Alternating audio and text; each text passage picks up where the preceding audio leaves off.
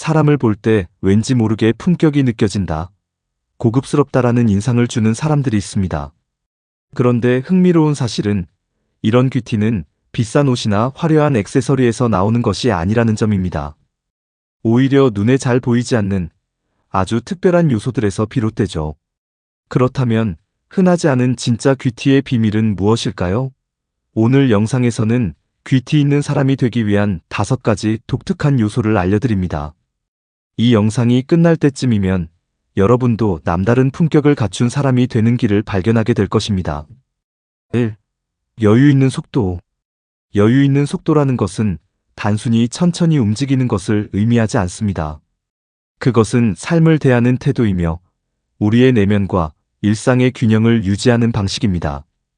우리는 종종 빠른 것이 능력이고 속도가 곧 성공이라고 생각하지만 정말 중요한 것은 우리가 가는 방향과 그 과정에서 얼마나 많은 것을 경험하고 배우느냐에 달려 있습니다. 속도를 늦춘다고 해서 목표에 도달하지 못하는 것은 아닙니다. 오히려 여유 있는 속도를 유지할 때 더 많은 것을 볼 수 있고 더 깊은 통찰을 얻을 수 있으며 진정한 만족을 느낄 수 있습니다. 여유 있는 속도를 갖기 위해서는 먼저 자신만의 리듬을 찾는 것이 중요합니다. 우리는 누구나 각자의 삶의 템포를 가지고 있습니다. 하지만 사회가 요구하는 빠른 속도에 맞추다 보면 자신의 리듬을 잃어버리기 쉽습니다. 주변에서 끊임없이 더 빨리, 더 많이, 더 효율적으로 살 것을 요구할 때 우리는 자신도 모르게 그 속도에 휩쓸려 갑니다. 그러나 모든 사람이 같은 속도로 살아갈 필요는 없습니다. 때로는 한 발짝 물러서서 자신의 페이스를 찾는 것이 더 현명한 선택일 수 있습니다. 자신이 어떤 속도로 살아갈 때 가장 편안하고 행복한지 이해하는 것이 중요합니다.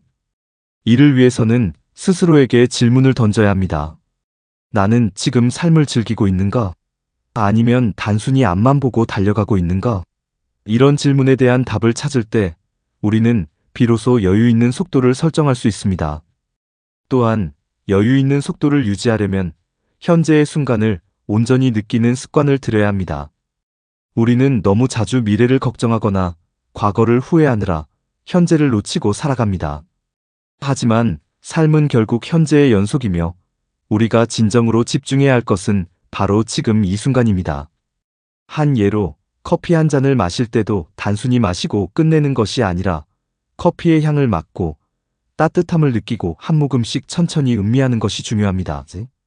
작은 순간들을 소중히 여기는 태도야말로 삶의 질을 높이는 핵심 요소입니다.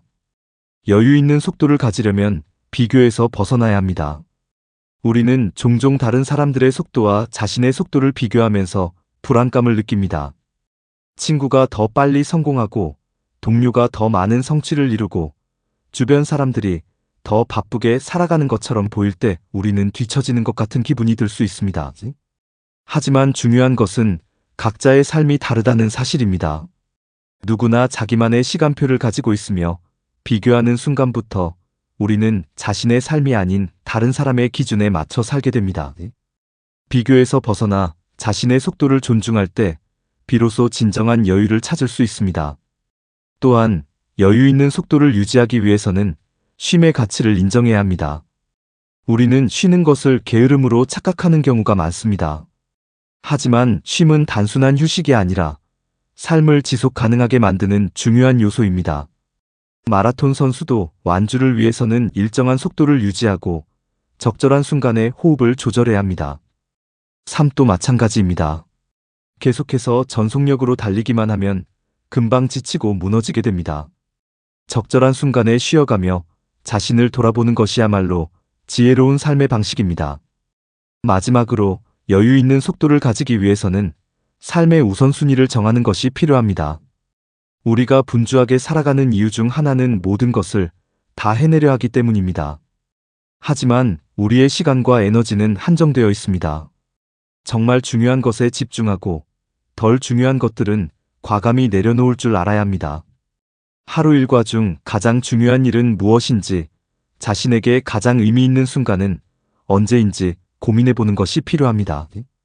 바쁜 일정 속에서도 본질적인 가치를 잃지 않는 것이야말로 여유 있는 삶을 위한 핵심입니다.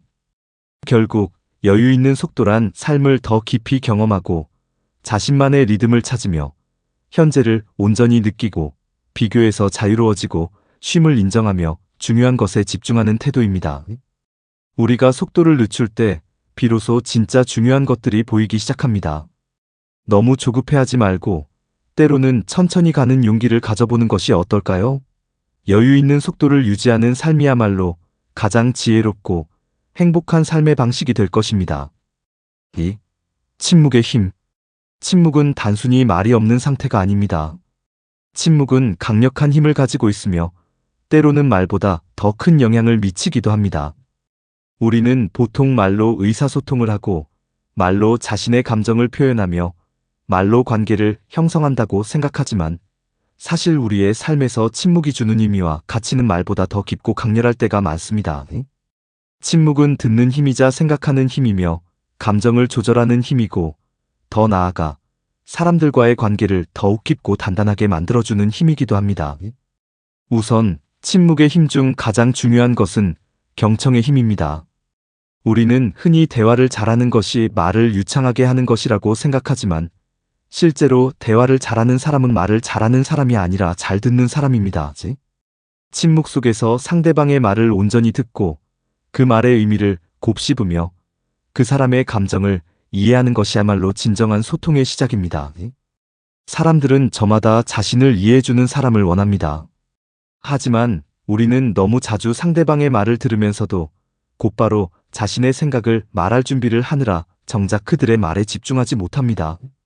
침묵은 이러한 습관을 멈추고 상대방에게 온전히 귀를 기울일 수 있도록 도와줍니다. 진정한 경청은 침묵 속에서 이루어지며 우리가 말을 아끼고 상대의 말을 듣는 순간 관계는 더욱 깊어집니다. 또한 침묵은 생각을 정리하는 힘을 가집니다. 우리는 하루에도 수많은 정보를 접하고 끊임없이 말하고 듣고 쓰는 과정을 반복합니다. 그러나 이렇게 빠르게 흘러가는 일상 속에서 자신의 생각을 제대로 정리할 시간을 갖지 못하면 마음이 혼란스러워지고 감정이 쉽게 흔들립니다. 침묵 속에서 우리는 자신과 대화할 수 있습니다. 조용한 시간을 가지며 스스로의 감정을 들여다보고 무엇이 중요한지, 무엇이 불필요한지를 분별할 수 있는 여유를 가지는 것입니다. 침묵이 주는 고요함 속에서 우리는 더 깊이 있는 결정을 내릴 수 있고 더 현명한 선택을 할 수 있습니다. 또한 침묵은 감정을 다스리는 힘을 가집니다. 우리는 때때로 화가 나거나 감정이 격해질 때 즉각적으로 반응하고 싶어집니다. 그러나 그 순간에 감정대로 말하거나 행동하면 나중에 후회하는 경우가 많습니다. 이럴 때 침묵은 감정을 조절하는 강력한 도구가 됩니다. 침묵 속에서 우리는 감정을 가라앉히고 상대방의 말을 더 깊이 이해하며 불필요한 오해나 갈등을 줄일 수 있습니다. 어떤 일이든 즉각적으로 반응하기보다는 한 걸음 물러서서 침묵 속에서 생각할 때 더 지혜로운 대처가 가능합니다. 뿐만 아니라 침묵은 존재감을 키우는 힘을 가지고 있습니다. 아이러니하게도 우리는 때로 말이 많을수록 그 말의 무게가 가벼워질 수 있습니다. 반대로 꼭 필요한 순간에만 말을 하는 사람, 신중하게 단어를 선택하여 말하는 사람은 자연스럽게 더 신뢰를 얻게 됩니다. 침묵은 말의 가치를 높이고 우리가 하는 말에 더 큰 의미를 부여해 줍니다. 특히 중요한 순간이나 중요한 자리에서 침묵을 지키며 신중하게 발언하는 사람은 더욱 신뢰받고 영향력을 가질 수 있습니다. 마지막으로 침묵은 관계를 회복하는 힘이 있습니다. 때로는 말보다 침묵이 더 깊은 위로가 될 때가 있습니다.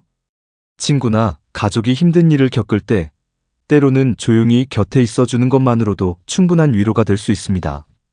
우리가 말로 위로하려고 할 때 의도와 다르게 그 말이 상대방에게 부담이 되거나 상처가 될 수도 있습니다. 하지만 침묵 속에서 함께 있는 것은 말보다 더 따뜻한 지지를 보여줄 수 있습니다. 또한 갈등이 생겼을 때 즉각적인 반응을 하기보다 침묵 속에서 감정을 정리하고 상대의 입장을 헤아려 본다면 더 나은 해결책을 찾을 수 있습니다. 결국 침묵은 단순한 말 없음이 아니라 강력한 힘을 가진 소통의 방식입니다. 침묵 속에서 우리는 더 깊이 듣고 더 현명하게 생각하며 감정을 다스리고 말의 가치를 높이며 관계를 더욱 단단하게 만들 수 있습니다. 우리는 때때로 너무 많은 말을 해야 한다는 압박 속에서 살아갑니다. 하지만 말보다 중요한 것은 그 말의 무게이며 그 말이 어떤 가치를 가지는가입니다. 때로는 침묵 속에서 더 많은 것을 얻을 수 있다는 사실을 기억하며 삶 속에서 침묵의 힘을 활용해 보시는 것은 어떨까요? 침묵은 단순한 정적이 아니라 삶을 더 깊고 의미 있게 만드는 강력한 도구입니다. 3. 아름다운 거절. 거절은 많은 사람들에게 어려운 일입니다. 우리는 누군가의 부탁을 거절하면 상대가 실망하거나 관계가 멀어질까봐 걱정합니다. 그래서 원하지 않는 일임에도 불구하고 억지로 받아들이고 결국 스스로를 희생하게 됩니다. 하지만 거절은 반드시 필요한 능력이며 거절을 잘할 줄 아는 사람만이 자신의 삶을 온전히 지켜낼 수 있습니다. 중요한 것은 단순히 거절하는 것이 아니라 아름답게 거절하는 법을 아는 것입니다. 아름다운 거절이란 단순히 안 돼요라고 단호하게 말하는 것이 아닙니다. 그것은 상대방을 존중하면서도 자신의 의사를 분명하게 전달하는 기술입니다. 우리는 관계 속에서 살아가기 때문에 모든 부탁을 무조건 거절할 수도 없고 그렇다고 모든 부탁을 다 들어줄 수도 없습니다. 그렇다면 어떻게 해야 거절하면서도 관계를 지키고 오히려 더 신뢰를 얻을 수 있을까요? 첫 번째로 거절의 이유를 솔직하면서도 부드럽게 설명하는 것이 중요합니다. 무조건 싫어요라고 하면 상대방은 당황하거나 기분이 상할 수 있습니다. 하지만 지금 제가 해야 할 일이 많아서 도와드리기가 어려울 것 같아요라든가 이번 주는 일정이 꽉 차 있어서 힘들 것 같아요처럼 이유를 덧붙이면 상대방도 이해하기 쉬워집니다. 중요한 것은 이유를 말할 때 변명처럼 들리지 않도록 간결하고 진심이 담긴 태도를 유지하는 것입니다. 두 번째로 대안을 제시하는 거절 방법을 활용하면 더욱 부드러운 인상을 남길 수 있습니다. 예를 들어 누군가가 급하게 도움을 요청했지만 시간이 안 될 경우 지금은 힘들지만 다음 주라면 도와드릴 수 있어요 하고 말하는 것입니다. 혹은 제가 직접 해드리기는 어려운데 이런 방법을 시도해 보시는 건 어떨까요? 라고 제안하면 상대방도 덜 부담을 느낍니다. 이런 식으로 대안을 함께 고민해주는 거절은 상대에게 단순한 거부가 아니라 배려받았다는 느낌을 줄 수 있습니다. 세 번째로 자신의 감정을 솔직하게 표현하는 것도 효과적인 방법입니다. 거절이 어려운 이유 중 하나는 상대가 우리의 진심을 오해할까봐 걱정되기 때문입니다. 하지만 정말 돕고 싶지만 지금 제 상황이 여의치 않아서 도와드릴 수 없어요라거나 거절하는 게 너무 죄송하지만 제 시간도 소중하게 쓰고 싶어서 이번에는 어렵겠어요 라고 말하면 상대도 우리의 입장을 더 잘 이해할 수 있습니다. 감정을 덧붙이면 단순한 거절이 아니라 진심 어린 대화로 이어질 수 있습니다. 네 번째로 확고한 태도를 유지하는 것이 중요합니다. 어떤 사람들은 한두 번 거절하면 포기하지 않고 계속 부탁하는 경우가 있습니다. 이럴 때 우리가 애매한 태도를 보이면 상대는 계속 기대하게 됩니다. 그러므로 한번 거절할 때 확실한 의사를 전달하는 것이 필요합니다. 예를 들어 이번에는 힘들 것 같아요라고 말하는 대신 저는 이 부분에 대해서는 도와드리기가 어렵습니다라고 분명하게 말하는 것이 좋습니다. 단호하지만 부드러운 어조로 말하면 상대도 불필요한 기대를 하지 않고 관계에도 큰 영향을 주지 않습니다. 다섯 번째로 거절 후에도 좋은 관계를 유지하는 태도가 필요합니다. 거절했다고 해서 미안해하거나 어색해할 필요는 없습니다. 오히려 자연스럽게 대화를 이어가면서 평소처럼 관계를 유지하면 됩니다. 그래도 좋은 기회를 주셔서 감사해요라든가 다음에는 꼭 함께 할 수 있으면 좋겠어요 처럼 긍정적인 마무리를 하면 상대방도 거절을 불편하게 받아들이지 않습니다. 거절은 누군가를 밀어내는 것이 아닙니다. 오히려 자신을 지키면서도 관계를 건강하게 유지하는 중요한 기술입니다. 아름다운 거절을 할 줄 아는 사람은 자신을 존중하는 동시에 상대방도 존중할 줄 아는 사람입니다. 우리는 모든 사람의 기대를 다 맞출 수 없고 모든 부탁을 들어줄 수 없습니다. 하지만 지혜로운 거절을 통해 스스로의 삶을 지키면서도 상대방과 좋은 관계를 유지할 수 있습니다. 이제부터는 거절을 두려워하기보다 어떻게 하면 더 아름답게 거절할 수 있을지 고민해보는 것은 어떨까요? 올바르게 거절하는 법을 배운다면 우리의 삶은 더욱 단단해지고 더 건강한 관계를 맺을 수 있을 것입니다. 4. 정리된 공간과 삶. 정리된 공간은 단순히 깔끔한 환경을 의미하는 것이 아닙니다. 그것은 우리의 삶의 태도이며 마음의 상태를 반영하는 중요한 요소입니다. 우리는 흔히 주변이 어지러워도 무관심하게 지나치거나 정리의 필요성을 알면서도 미루는 경우가 많습니다. 하지만 정돈된 공간에서 생활하는 것과 그렇지 않은 것은 삶의 질에 큰 차이를 가져옵니다. 물건을 정리하는 것은 단순한 청소가 아니라 불필요한 것들을 덜어내고 본질적인 것에 집중하는 과정입니다.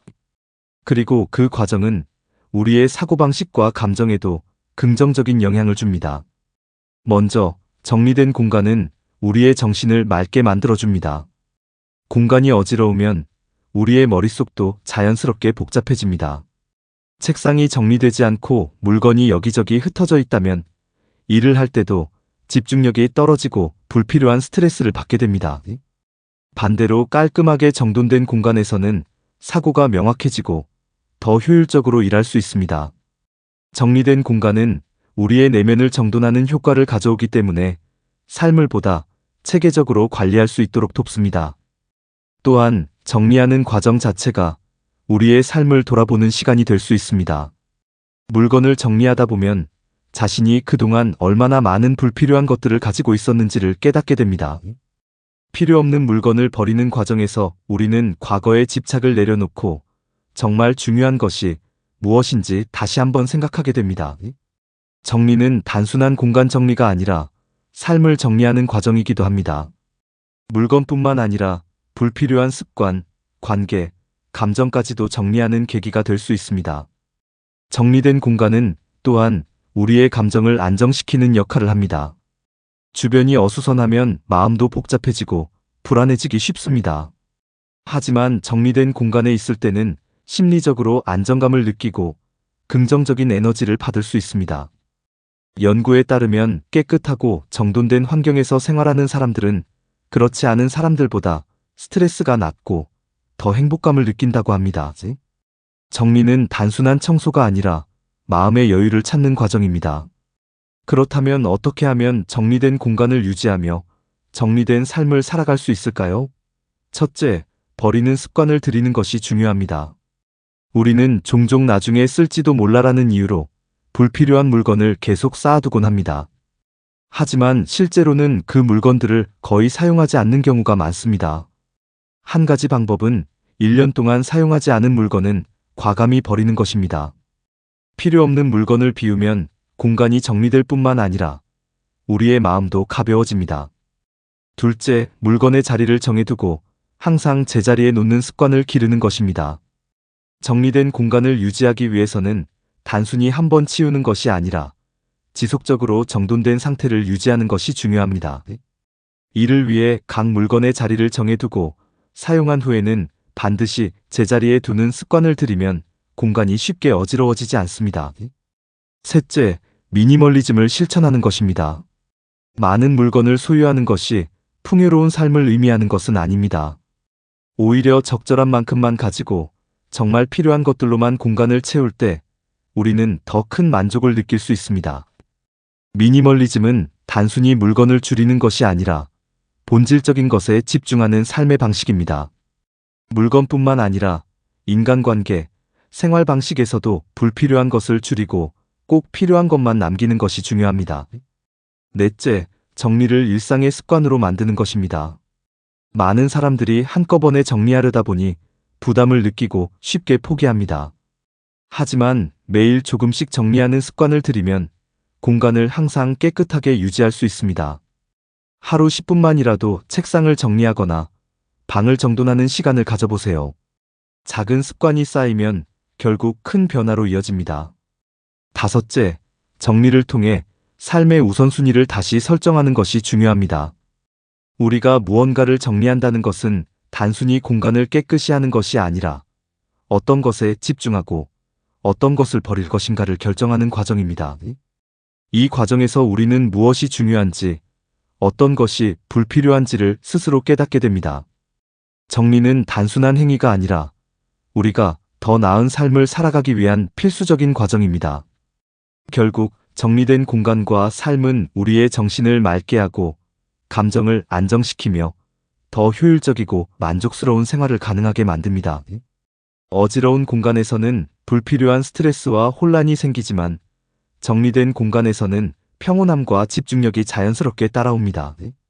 정리를 어렵고 귀찮은 일로 생각하지 말고 삶을 더 나아지게 만드는 중요한 과정으로 받아들이는 것이 중요합니다. 이제 여러분의 공간은 어떠한가요? 혹시 필요 없는 물건들이 쌓여 있지는 않나요? 오늘부터라도 작은 정리 습관을 시작해보세요. 불필요한 것을 비우고 꼭 필요한 것만 남길 때 우리는 더 가볍고 자유로운 삶을 살 수 있습니다. 공간을 정리하면 자연스럽게 우리의 마음도 정리되고 삶 전체가 더 긍정적인 방향으로 나아가게 될 것입니다. 5. 잔잔한 유머 감각. 유머 감각은 단순히 사람들을 웃기는 능력이 아닙니다. 그것은 삶을 긍정적으로 바라보는 태도이며 어려운 순간에도 가벼운 여유를 잃지 않는 힘입니다. 특히 잔잔한 유머 감각은 날카로운 풍자나 과장된 농담이 아니라 부드러운 말투와 상황을 유연하게 풀어내는 능력을 의미합니다. 누군가를 웃기는 것이 아니라 함께 웃을 수 있는 분위기를 만드는 것이며 상대방에게 부담을 주지 않으면서도 기분 좋게 만드는 기술입니다. 우리는 종종 유머를 장난스럽거나 가벼운 것으로 여길 때가 많지만 사실 유머 감각이 있는 사람들은 인간관계에서 더 좋은 영향을 주고 어려운 상황에서도 현명하게 대처할 수 있습니다. 잔잔한 유머 감각을 가진 사람들은 사람들을 편안하게 만듭니다. 대화를 할 때 너무 진지하기만 하면 분위기가 무거워지고 때로는 긴장감이 흐를 수도 있습니다. 하지만 적절한 유머가 스며들면 상대방도 긴장을 풀고 더 자연스럽게 이야기할 수 있습니다. 예를 들어 처음 만난 사람과의 어색한 분위기를 깨기 위해 가벼운 농담을 던지는 것은 관계 형성에 도움이 됩니다. 중요한 것은 억지로 웃기려고 하지 않는 것입니다. 자연스럽게 나오는 유머가 가장 효과적이며 그것이 상대방에게도 부담을 주지 않는 유머가 됩니다. 또한 잔잔한 유머 감각은 어려운 상황에서도 긍정적인 태도를 유지하게 도와줍니다. 우리는 살면서 예상치 못한 문제를 자주 마주하게 됩니다. 이럴 때 심각하게만 받아들이면 스트레스가 더 커지고 해결책을 찾기도 어려워집니다.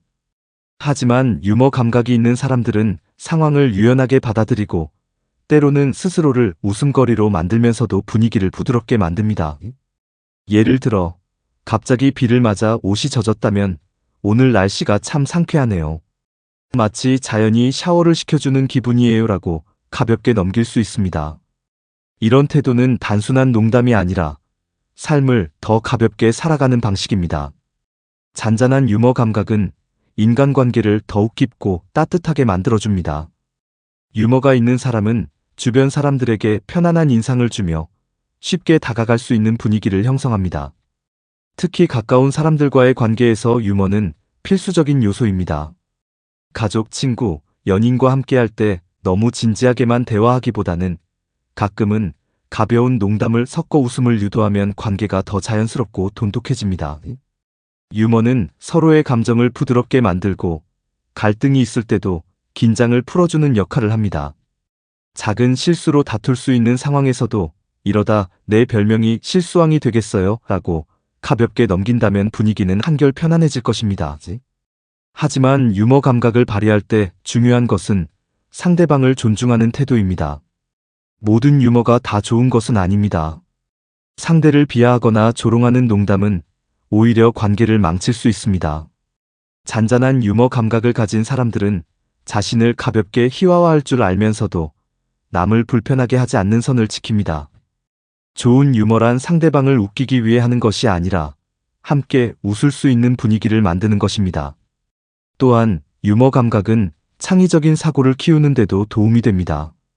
유머는 단순한 말장난이 아니라 상황을 다르게 바라보는 능력에서 나옵니다.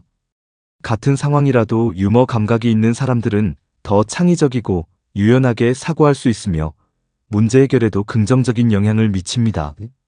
예를 들어 일이 예상대로 풀리지 않았을 때 유머 감각이 있는 사람들은 이건 아마 내 인생에서 또 하나의 전설이 될 거예요. 라며 가볍게 넘기고 다시 도전할 용기를 얻습니다. 이런 태도는 단순히 낙천적인 것이 아니라 삶을 지혜롭게 살아가는 방식입니다. 그렇다면 어떻게 하면 잔잔한 유머 감각을 기를 수 있을까요? 먼저 일상 속 작은 유머를 찾아보는 연습을 해보는 것이 좋습니다. 특별한 일이 아니더라도 하루 동안 있었던 소소한 사건에서 재미있는 포인트를 발견하고 그것을 긍정적으로 표현하는 습관을 들이면 자연스럽게 유머 감각이 길러집니다. 또한 다양한 경험을 통해 사고방식을 유연하게 만드는 것도 중요합니다. 유머 감각은 단순한 말솜씨가 아니라 열린 사고방식에서 나오기 때문에 새로운 경험을 하며 다양한 시각을 가지는 것이 도움이 됩니다. 잔잔한 유머 감각을 가진 사람들은 삶을 더 가볍고 유쾌하게 살아갑니다. 그들은 어떤 상황에서도 긍정적인 면을 찾고 주변 사람들에게 따뜻한 에너지를 전합니다. 유머는 단순한 웃음이 아니라 삶을 살아가는 하나의 태도이며 인간관계를 더 풍요롭게 만드는 중요한 요소입니다. 너무 심각하게만 살지 말고 가끔은 가벼운 농담을 통해 삶의 여유를 찾아보는 것은 어떨까요? 작은 유머 하나가 우리의 하루를 그리고 우리의 관계를 더 따뜻하게 만들어줄 수 있습니다. 귀티는 단순한 외적인 치장이 아니라 삶을 대하는 태도에서 자연스럽게 흘러나오는 것입니다. 오늘 소개해드린 5가지 요소를 하나씩 실천해 나가다 보면 어느새 주변 사람들에게 왠지 모르게 품격이 느껴지는 사람이라는 말을 듣게 될지도 모릅니다. 여러분의 삶 속에서도 자연스럽게 스며드는 귀티를 만들어가길 바랍니다. 영상이 유익하셨다면 좋아요와 구독, 그리고 여러분만의 품격 있는 삶의 방식도 댓글로 나눠주세요. 지금까지 지식플러스였습니다. 감사합니다.